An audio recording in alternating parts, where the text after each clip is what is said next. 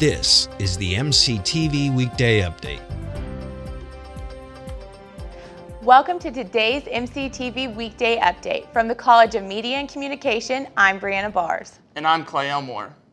Did you know that the average text takes nearly 5 seconds to type? In a car at 55 miles an hour, that's enough to cover a whole football field. Here's what I found out about the dangers of texting and driving. With Texas House Bill 63 awaiting a vote, doing what I'm doing right now could be illegal in the coming months.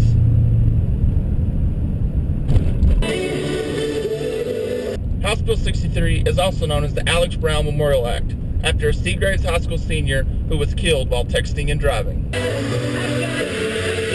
According to a survey conducted by AT&T, 46% of drivers admit to texting while driving on the way to work or school.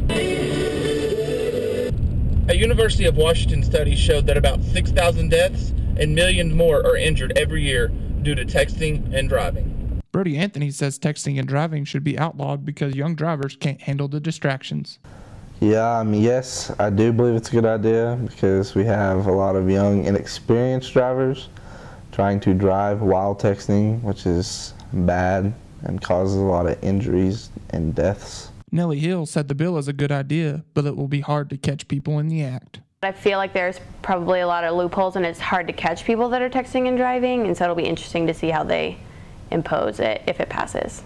One of the main questions facing this bill is, should it be treated the same way as drunk driving if you cause someone serious injury or death? It's thought of kind of like the way you don't ever drink and drive and think you're going to kill somebody, but you also don't ever text and drive and think you're going to kill somebody. Because they're not under the influence of anything else. I mean, drinking and driving, you're drunk the entire way, and texting and driving is looking down for, could be seconds, minutes.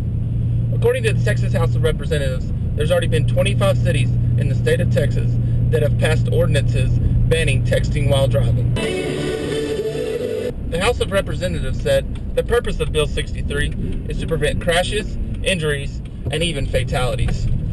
I'm Elmore for MCTV. Having multiple tattoos is not out of the ordinary in today's society. As a matter of fact, tattoos are one of the most popular types of expression. But that freedom of expression may not be welcomed everywhere. Reporter Cy Cawthron has more on tattoos in the workplace. Tattoos are becoming more and more popular. I spoke with two local businesses about their feelings on tattoos in the workplace. Owner and head chef of the Craft House, Jason Deal, voiced his opinion on tattoos within his business. Well, I mean, it starts with my wife and I. Obviously, we both have them, and we both. It's kind of one of the reasons we picked the industry. So, of course, we're very happy with tattoos and people having them as long as they're not too vulgar. In our back of the house with our cooks and such, it's definitely not a problem, and we really haven't, we don't really have a problem having it up front either, especially since our employees are a reflection of us. Jason also talked about how he feels about tattoos in other industries. I know I personally have never gone into a business and felt weird or felt like somebody was inappropriate because they had tattoos, no matter what the business was. Whether it be going to the doctor's office or something like that. If a nurse comes up to take my blood or something and they happen to have a tattoo, they have a tattoo. It's not, I don't feel like that's an inappropriate thing to have. Acceptance is growing on it, and it's part of our generation. It's part of our culture now. I also spoke with Guitar Center employee Jacob Teague about their policy on tattoos in the workplace. All right, well, Guitar Center, I know they leave the policies up to the store managers to decide, and I know our manager specifically, tattoos aren't a big deal. I know we have to wear black collared shirts and pants, which is like normal, but then tattoos aren't a big deal. He also talked about how they perceive tattoos as employees. So they're pretty much encouraged in our workplace because we all when we get new ones, we share them with each other. Reporting for MCTV, I'm Cy Cawthron. Well, it's the beginning of a new month with lots of activities taking place around town. Here's how you can start off your May weekend inside our Hub City happenings.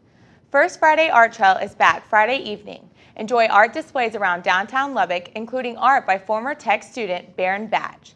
The art trail starts at 6 and is free to the public.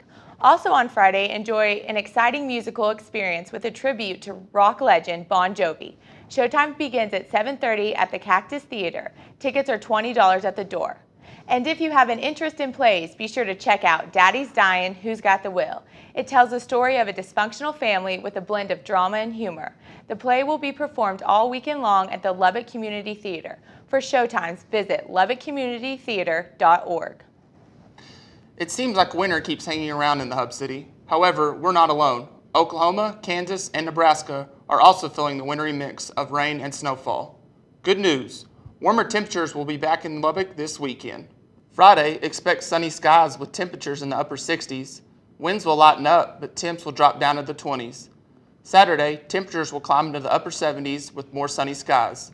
We'll cool off again Saturday night, but only into the 40s with a 0 chance of rain. Then on Sunday, temperatures will bounce into the 70s with lows again in the 40s. Expect partly cloudy skies with a 10% chance of rain. That's all for today's edition of MCTV Weekday Update. Thanks for joining us and have a great weekend. We'll see you back here on Monday.